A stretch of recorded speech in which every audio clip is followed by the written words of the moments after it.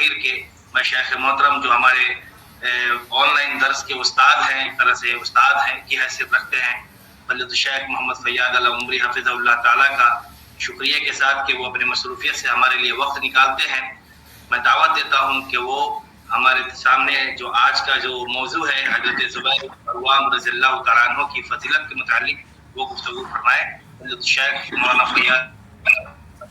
اللہ تعالیٰ۔ السلام علیکم ورحمۃ اللہ وبرکاتہ۔ آواز آ رہی ہے صاحب؟ وعلیکم السلام ورحمۃ اللہ وبرکاتہ۔ الحمد للہ نحمده ونستعینه ونستغفره ونؤمن به ونتوکل علیہ ونعوذ باللہ من شرور انفسنا ومن سیئات اعمالنا، من يهده الله فلا مضل له ومن يضلل فلا هادي له، وأشهد أن لا إله إلا الله وحده لا شريك له، ونشهد أن محمدا عبده ورسوله أرسله بالحق بشيرا ونذيرا وداعيا إلى الله بإذنه وسراجا منيرا، وصلى الله تعالى على خير خلقه محمد وعلى آله وأصحابه أجمعين، أما بعد۔ اللہ تعالیٰ کی تعریف و توصیف و تحمید کے بعد درود و سلام ہو سارے انبیاء کرام پر، خصوصاً خاتم النبیین، شفیع المذنبین، امام الانبیاء احمد مجتبی محمد مصطفیٰ صلی اللہ علیہ وسلم پر، کہ اللہ تعالیٰ نے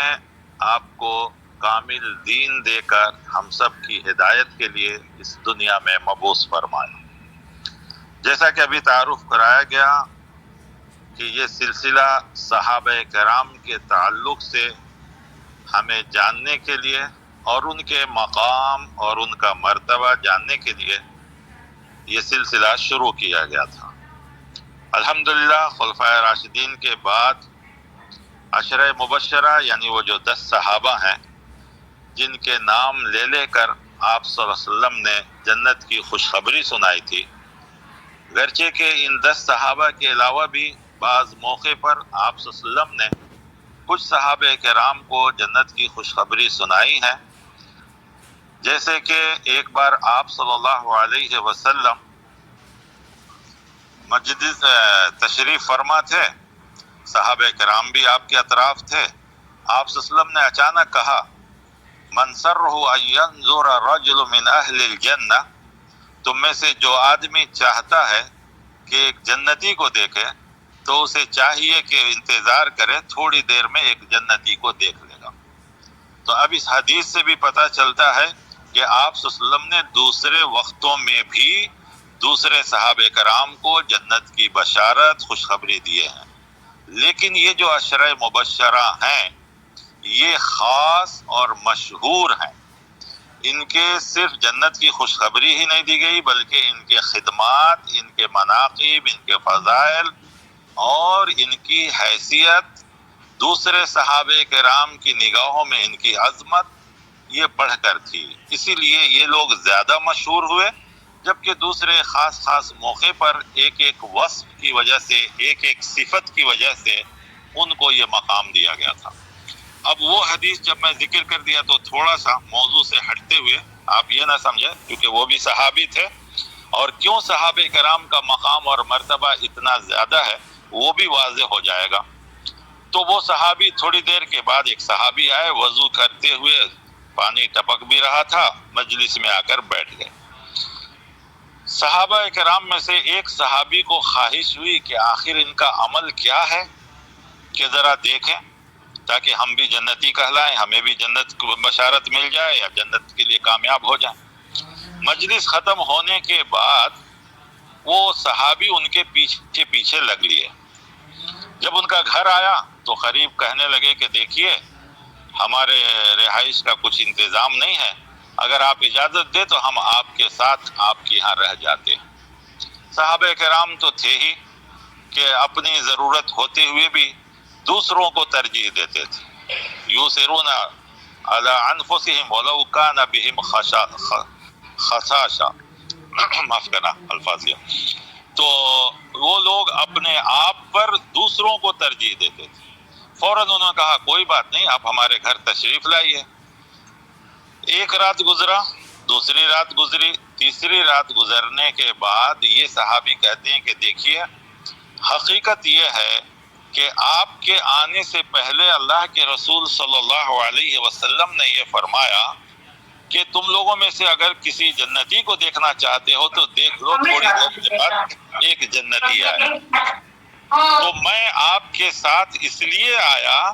کہ دن میں جو آپ عمل کرتے ہیں وہ تو میں دیکھ رہا ہوں، کہیں ایسا نہیں کہ رات میں آپ کا کوئی خاص عمل ہو جس کی وجہ سے آپ کو جنت کی خوشخبری دی گئی ہے، لیکن میں 3 رات آپ کے ساتھ رہا، میں نے دیکھا کہ آپ وہی عمل کر رہے ہیں جو میں بھی کرتا ہوں، کہیں ایسا تو نہیں ہے کہ آپ میری وجہ سے چھپا دیے ہیں آپ اپنے عمل کو، آپ نے ظاہر ہونے سے بچانے کے لیے 3 دن میں آپ نے وہ عمل نہیں کیا ہو، ذرا بتائیے آخر آپ کا وہ کون سا عمل ہے جس کی وجہ سے آپ کو جنت کی خوشخبری دی گئی۔ اب وہ صحابی جن کے گھر یہ گئے تھے وہ سوچ میں پڑ گئے، اور اس کے بعد انہوں نے کہا کہ عمل تو وہی ہے جو آپ مجھے دن میں اور رات میں آپ نے دیکھا، البتہ ایک چیز ہے کہ جس دن سے میں نے پیارے نبی صلی اللہ علیہ وسلم کے ہاتھ میں ہاتھ رکھ کر ایمان لایا، اس دن سے آج تک کسی صحابی یا کسی مسلمان کے تعلق سے میرے دل میں کوئی گمان نہیں ہے، میرے دل میں ان کے متعلق کوئی برا میں نے نہیں سوچا۔ تب وہ صحابی فوراً اچھل گئے اور کہے یہی سب سے بڑی آپ کی نیکی ہے۔ تو معلوم ہوا کہ صحابہ کرام ایسے تھے کہ ایک دوسرے کے تعلق سے دل میں کبھی کوئی بدگمانی نہیں کرتے تھے، یہ عام صحابی کی بات ہے، تو عشرہ مبشرہ خلفائے راشدین یہ تو اس سے بڑھ کر ہوئے، تو خواہ جو خلفائے راشدین کے درمیان اختلاف ڈالا جاتا ہے کہ انہوں نے ان کا یہ کیا، انہوں نے ان کا یہ کیا، اور خاص کر حضرت ابوبکر صدیق، عمر فاروق رضی اللہ عنہما اور حضرت علی رضی اللہ عنہ کے درمیان یہ سب بکواس کی جاتی ہے۔ اور بعد میں یہ وازان اس لیے لا رہا ہوں کہ حضرت زبیر بن عوام جن کا آج ہمیں موضوع دیا گیا ہے، حضرت زبیر خود اسلام لائے، شروع دور کے مسلمانوں میں سے ہیں، اور ان کی شادی حضرت اسماء رضی اللہ تعالیٰ عنہ سے ہوئی جو حضرت ابوبکر صدیق کی بیٹی ہیں، حضرت عائشہ دوسرے ماں سے اور یہ ایک ماں سے، تو گویا سوچ کر دیکھیے کہ ان کا مقام بھی کتنا بڑا ہوا، اور ان کے بیٹے حضرت عبداللہ ابن زبیر وہ بھی خود ایک بڑے صحابی ہیں، جو حضرت حسین رضی اللہ عنہ کے دور میں یعنی حضرت علی رضی اللہ عنہ کے بعد حضرت معاویہ رضی اللہ عنہ کو یہ سب خلیفہ مانے تھے، لیکن جب یزید کا معاملہ آیا تو حضرت عبداللہ ابن زبیر یعنی حضرت زبیر بن عوام رضی اللہ عنہ کے بیٹے وہ جو ہے مکے کے خلیفہ بنے تھے، کیونکہ وہ بھی ان لوگوں میں سے تھے جو یزید کی خلافت کو نہیں مانتے تھے، لیکن ان لوگوں کے دلوں میں بھی یزید کے تعلق سے یا حضرت معاویہ رضی اللہ عنہ کے تعلق سے کوئی چیز نہیں تھی، طریقہ صحیح نہیں تھا، اور یہ تو سب کوئی مانتے ہیں کہ جو طریقہ اب تک چلا آ رہا تھا اس طریقے سے یہ طریقہ الگ تھا، اس لیے یہ حضرات دونوں ورنہ کسی کے بارے میں بھی، جیسا کہ میں نے آپ کو حضرت امام حسین رضی اللہ عنہ کے ذکر میں بتایا تھا، حضرت علی رضی اللہ عنہ کے ذکر میں، کہ حضرت حسین رضی اللہ تعالیٰ عنہ کو جب معلوم ہو گیا کہ یہ سبائیوں کی سازش ہے، اور ان کو جب پورا معلوم ہو گیا کربلا جانے کے بعد، تو انہوں نے 3 باتیں کہی تھی۔ پہلی بات کیا تھی کہ مجھے یزید کے پاس جانے دو، میں اپنا معاملہ حل کر لوں گا۔ دوسرا، یا تو مجھے مدینہ واپس جانے دو، میں وہاں جا کے اپنی زندگی گزاروں گا، یا مجھے ساحلی علاقے میں جانے دو جہاں میں دین و دعوت و تبلیغ کر کے اپنی زندگی گزاروں گا۔ لیکن عراق والوں کو معلوم تھا کہ جب یہ بچ جائیں گے، یزید کے پاس چلے جائیں گے، تو پوری یہ جو لوگ جو سازشیں کیے تھے وہ سب ظاہر ہو جائے گا، اس لیے انہوں نے نہ یزید کے پاس بہرکیف میں یہ بتانا چاہ رہا اس واقعے کے کہ صحابہ کرام کی رائے کا اختلاف تھا، دلوں میں کبھی آپس میں کسی کو بھی کینہ کپٹ نہیں رہا۔ اگر حضرت امام حسین کو تکلیف ہوتی تو وہ کیوں کہتے کہ میں یزید کے پاس جا رہا ہوں، مجھے جانے دو، وہاں میں اپنا معاملہ طے کر لوں گا، میں اپنا معاملہ حل کر لوں گا۔ اگر دشمنی ہوتی، نفرت ہوتی، ذاتی بغض ہوتا تو ہرگز ایسا نہیں کرتے۔ بہرکیف حضرت زبیر یا حضرت ان کے بیٹے حضرت عبداللہ ابن زبیر، یہ حضرت زبیر 10 صحابہ میں سے یعنی عشر مبشرہ میں سے یہ بھی ایک ہیں، اور یہ شروع دور میں ایمان لائے ہیں۔ مکی کی زندگی میں کافی جنگوں میں یہ شریک رہے ہیں، پیارے نبی صلی اللہ علیہ وسلم کے ساتھ بھی، حضرت ابو بکر رضی اللہ عنہ کے ساتھ بھی اکثر جنگوں میں یہ شریک رہے ہیں۔ اور سب سے بڑی چیز کہ یہ اللہ کے راستے میں مال بہت خرچ کرتے تھے، بلکہ کبھی کبھی ایسا ہوا کہ لوگ ان کے پاس مال امانت کے لیے رکھتے تھے تو کہتے تھے کہ میرے پاس امانت نہ رکھو، ہو سکتا ہے میں بھول جاؤں یا کچھ ہو جاؤں، مجھے قرض دے دو اور تم جب چاہے اپنا قرض واپس لے لینا، اور وہ مال لے کر لوگوں میں تقسیم کر دیتے تھے۔ پھر ان کے پاس مال آتا تو قرضدار جو ہے جو قرض کے طور پر آپ کو دیتا تھا اور آپ اس کے قرضے کو ویسا ہی ادا کریں۔ تو دیکھیے اس میں بھی ایک خوف خدا ہے، کیونکہ امانت میں تھوڑا سا بھی خیانت ہو جائے تو یہ بہت بڑا گناہ ہے، خیانت کرنا بہت بڑا گناہ بتلایا گیا ہے۔ تو صحابہ کرام ایسی چھوٹی چھوٹی غلطیوں سے بھی جو غلطی نہ ہو جائے اس قسم سے ڈرتے تھے۔ حضرت زبیر رضی اللہ عنہ کی زندگی کے بارے میں بہت کچھ اکثر ان کے تقوی، پرہیزگاری، امانت داری، جنگوں کا، انہی سب چیزوں کا زیادہ کتابوں میں آتا ہے، لیکن ان کے بیٹے حضرت عبداللہ ابن زبیر کا ذکر بہت زیادہ آتا ہے۔ ان کی بھی جو بیوی اسما جو حضرت عبداللہ رضی اللہ عنہ کی ماں ہے، وہ بھی بڑی صابرہ، بہت ہی نیک، بہت ہی گزور۔ آپ کو مشہور ہے کہ ہجرت کرتے وقت جب حضرت ابو بکر رضی اللہ عنہ گھر کا پورا سامان لے کر چلے گئے، حضرت ابو بکر رضی اللہ عنہ کے والد ابھی مسلمان نہیں ہوئے تھے، جب ان کو معلوم ہوا کہ ابو بکر چلے گئے ہیں پورے سامان کے ساتھ، اب گھر میں کچھ ہے یا نہیں، تو حضرت اسما کو انہوں نے بلایا اور پوچھا کہ تمہارے باپ نے کیا چھوڑا ہے۔ حضرت اسما سمجھ گئیں، انہوں نے کچھ پتھروں کو کپڑے میں لپیٹ کر لے جا کر، چونکہ وہ کافی بوڑھے ہو چکے تھے، ان کے ہاتھ میں چھوا دیا اور کہا کہ بہت سی اشرفیاں چھوڑ کر گئے۔ تو اس طریقے سے اللہ کی بندیاں تھیں۔ تو سوچ کر دیکھیے کہ شوہر بھی نیک تھے، بیوی بھی نیک تھی، اور کیسے بھی نہیں ہو کیونکہ حضرت ابو بکر صدیق رضی اللہ عنہ کی بیٹی۔ تو وہ ایک معاملہ۔ دوسرا، جب ساری چیزیں تیار کرنے کی وقت آیا، تیار کر دیا، باندھنے کے لیے رسی نہیں تھی تو انہوں نے اپنے کمر بند کو 2 ٹکڑے کیا، اور اس سے اسی لیے ان کا نام ذات النطاقین کا لفظ آ گیا۔ تو یہ ساری چیزیں تھی کہ صحابہ کرام کا دل، ان کی سوچ، ان کے مال، ان کی جان، ان کی ساری چیزیں انہوں نے اسلام کے لیے سپرد کر دیا۔ یہی وجہ ہے کہ قرآن کریم نے ان کی شان میں، خواہ وہ مہاجر ہوں یا انصار ہوں یا جو لوگ صرف ہجرت کیے ہیں، وہ اللہ تعالیٰ نے کئی جگہ قرآن میں کہا والذین جاہدوا یا والذین ہاجروا من المہاجرین والانصار، ان سبوں کے لیے اللہ تبارک تعالیٰ نے مغفرت کا وعدہ کیا ہے۔ اور سورہ فتح میں تو خاص کر آخر میں کہا لہم مغفرۃ و اجرا عظیما، کہ ان کے لیے مغفرت ہی نہیں بلکہ ساتھ ہی ساتھ ایک اجر عظیم کا وعدہ کیا۔ اور دوسری جگہ کہا لقد رضی اللہ عنہم ورضوا عنہ، کہ وہ اللہ سے راضی اور یہ اللہ سے راضی، اس سے بڑی چیز اور کیا ہو سکتی ہے۔ تو حضرت زبیر رضی اللہ عنہ کی بہادری بھی بہت مشہور ہے، اور مال اللہ کے راستے میں خرچ کرنا، بلکہ انہوں نے اللہ کے راستے میں اتنا مال خرچ کیا تھا کہ جب ان کا انتقال کا وقت آیا تو انہوں نے اپنے بیٹے کو بلایا اور کہا کہ دیکھو میرے پاس مال کتنا ہے اور لوگوں کے قرض کتنے ہیں، کہا سب سے پہلے قرض ادا کرو۔ اور حضرت عبداللہ رضی اللہ عنہ نے 2 سال تک لوگوں میں اعلان کرواتے رہے، حالانکہ دوسرے لوگوں نے وراثت کا پوچھا تو حضرت عبداللہ ابن زبیر نے کہا، یعنی زبیر کے بیٹے حضرت عبداللہ، کہ والد صاحب کی نصیحت ہے کہ پہلے قرض داروں کا قرض ادا کیا جائے، کیونکہ میں نے ابھی بتایا آپ کو کہ یہ قرض کیسا ضرورت کے لیے انہوں نے لیا نہیں تھا، بلکہ امانت میں خیانت نہ ہو جائے اس لیے کہتے تھے کہ لوگوں مجھے قرض دے دو اور جب چاہے تم اپنا واپس لے۔ تو یہ قرض تھا ایسا، یہ نہیں کہ وہ اپنی ضرورت کے لیے قرض دیے تھے۔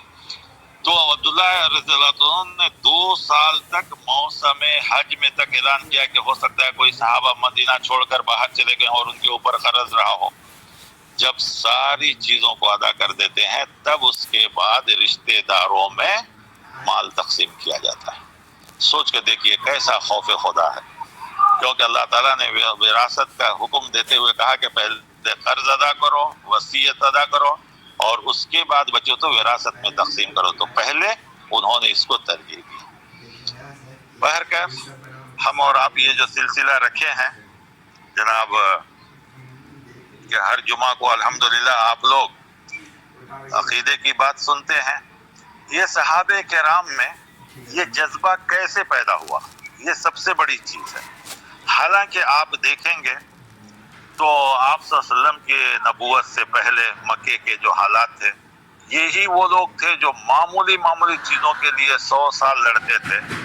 معمولی چیزوں کے لیے ایک دوسرے کے جان کے، خون کے، مال کے پیاسے تھے۔ سال کے 8 مہینہ جلائی میں گزرتا تھا۔ کبھی کبھی یہ لوگ جو حرمت والے مہینے رجب، ذیقعدہ، ذوالحج اور محرم کو بدل دیتے تھے لڑائی کے لیے۔ تو ایسی قوم کے اندر اتنی بڑی تبدیلی آئی تو کس وجہ سے آئی؟ سب سے پہلے ان کا ایمان مضبوط تھا، اور ایمان نام ہے عقیدے کا۔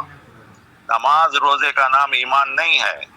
ایمان سب سے پہلے عقیدے کا ہو۔ 13 سال تک مکے میں ان کو عقیدہ سکھایا گیا ہے، ایمان، رسالت، توحید، قرآن، آخرت، حساب و کتاب۔ یہ جب مکمل ہو گیا ہے، یقین ہو گیا ہے، تو مدینے میں نماز، روزہ، حج، زکوٰۃ، انفاق فی سبیل اللہ، ایمان مضبوط ہوگا۔ معاف کرنا، شاید بیچ میں ایک فون آ گیا تھا تو ایمان مضبوط ہونا چاہیے۔ اور ایمان نام عقیدے کا، ہمیں بچپن میں پڑھایا جاتا ہے، حالانکہ وہ لوگوں کے بنائے ہوئے ہیں پھر بھی پڑھایا جاتا ہے کہ آمنت باللہ وملائکتہ وکتبہ ورسلہ والیوم الآخر والقدر خیرہ وشرہ، یہی تو اصل ایمان ہے۔ تو ایمان مضبوط ہوگا، عمل کرنا آسان ہوگا۔ ایمان مضبوط نہیں ہوگا، یقین نہیں ہوگا، عقیدہ پختہ نہیں ہوگا، تو دنیا کے بہت سارے کام تو کریں گے لیکن عمل کرنا مشکل ہو جائے گا۔ اور ایمان پہلے ہے۔ کیا سورہ حجرات کی آیت نہیں ہے کہ کچھ قالت الاعراب آمنا قل لم تؤمنوا ولکن قولوا اسلمنا، کہ تم ابھی اسلام لائے ہو، ایمان نہیں لائے ہو۔ معلوم ہوا کہ ایمان عقیدے کا نام ہے۔ تو الحمدللہ آپ سب کے لیے یہ پورا انتظام اس لیے کیا جا رہا ہے تاکہ ہم آج جس حالات سے گزر رہے ہیں، ساری دنیا اسلام کے خلاف ہے اور مسلمانوں کے خلاف۔ مسلمانوں میں جتنی جماعتیں، تنظیمیں، تہذیبیں ہیں، یہ سب عقیدے کے خلاف ہیں، تاکہ جب تک صحیح عقیدہ رہے گا یہ قوم زندہ رہے گی۔ میں آپ کو اپنے گاؤں کی تاریخ بھی بتلاؤں۔ اپنے گاؤں میں بڑے بڑے فسادات ہوئے، اللہ نے ہمیشہ مسلمانوں کو بچایا۔ صرف اس لیے آج میں یہ نہیں کر رہا ہوں، آج سے 20-25 سال پہلے ممبر پہ سسوا میں کہا تھا، جس میں قاری صاحب بھی تھے گاؤں کے، ہمارے قاری امتیاز الحق صاحب، مامون صاحب تھے، ہارون صاحب تھے، یہ سب آ کر مجھے اس وقت داد دیے تھے کہ آپ اتنی بڑی بات کہہ دیے ہیں کہ اللہ نے اس گاؤں کی اس لیے حفاظت کیا تھا کہ یہ گاؤں توحید پرست ہے، اور اس گاؤں کی حفاظت پورے مشرقی چمپارن کی حفاظت کے برابر تھا، کیونکہ سب کو معلوم تھا کہ اگر سسوا میں کوئی یہ ہو گیا تو اطراف کی پورے گاؤں کے مسلمان دب کے رہیں گے۔ لیکن اللہ نے ہمیشہ آپ لوگوں کی حفاظت کیا اس گاؤں کی، تو صرف اور صرف توحید کی وجہ سے۔ یہ صحابہ کرام بھی کامیاب ہوئے توحید کی وجہ سے۔ اسی لیے علامہ اقبال کہتے ہیں توحید کی امانت سینوں میں ہے ہمارے، آسان ہی مٹانا نام و نشاں ہمارا۔ آج سب کچھ ہے ہمارے پاس، اچھے کام کرتے ہیں۔ بہت سے لوگ کہتے ہیں کہ ہم یہ فلاں جماعت یہ ٹھیک ہے کیجیے، ہم اس سے منع نہیں کرتے، لیکن سب سے پہلے ایمان درست ہونا چاہیے۔ ایمان اگر نہیں ہے، ایمان درست نہیں ہے، عقیدہ درست نہیں ہے، تو ساری نیکیاں برباد ہیں۔ تو صحابہ کرام کیوں تھوڑی تھوڑی چیزوں سے، خاص کر خلفائے راشدین اور عشر مبشرہ، اس لیے کہ ان کے لیے ساری چیزیں آسان ہوئی کہ یہ توحید کے پکے تھے۔ عبادت تو سب کے پاس ہے، صدقہ خیرات تو دوسرے لوگ بھی کرتے ہیں، چیریٹی کے کام دوسرے لوگ بھی کرتے ہیں، ہمارے سے زیادہ وہ لوگ چیریٹی کے کام کر رہے ہیں،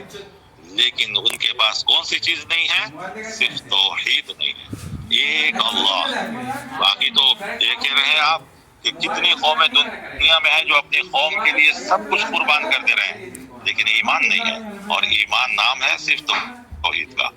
اسلام بھی اگر ہے تو توحید کی وجہ سے ہے، توحید نہیں ہے تو پھر اسلام بھی نہیں۔ کیا یہود و نصارہ خدا کو نہیں مانتے؟ کیا وہ لوگ رسول کو نہیں مانتے، کتاب کو نہیں مانتے، آخرت کو نہیں؟ سب کو مانتے ہیں،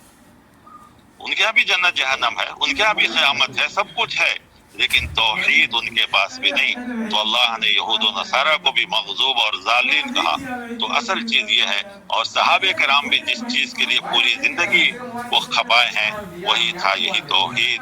تو بہرکیف معذرت چاہتا ہوں، میں تھوڑی تاخیر سے شروع ہوئی دوسرے کام اور نیٹ ورکنگ کی وجہ سے۔ تو اللہ تعالیٰ صحابہ کرام میں ہم سب سے پہلے خلفائے راشدین کا سنیں، اس کے بعد جو ہے حضرت عبد الرحمن ابن عوف رضی اللہ عنہ کا، اور گزشتہ جو حضرت سعد، اور آج جو ہے حضرت زبیر رضی اللہ عنہ کا۔ اللہ تعالیٰ صحیح توفیق دے تو آئندہ بھی انشاءاللہ ایک دو صحابہ کرام جو اور بچے ہیں عشر مبشرہ کے، ان کا بھی انشاءاللہ موقع نصیب کیا تو یہ ساری باتیں آپ کے سامنے پیش کی جائیں گی۔ اللہ تعالیٰ میرے علم میں بھی ان لوگوں کے مطالعہ کرنے کا اضافہ فرمائے، اور آپ لوگوں کا بھی اس سے جو ہے سبق حاصل کرنے یا اس کے ذریعے سے ہمیں کچھ سیکھنے کی توفیق عطا فرمائے۔ اللہ تعالیٰ ہم سب کو ایک اور نیک بننے کی توفیق عطا فرمائے، آمین۔ وصلی اللہ علی نبی، والسلام علیکم ورحمۃ اللہ وبرکاتہ۔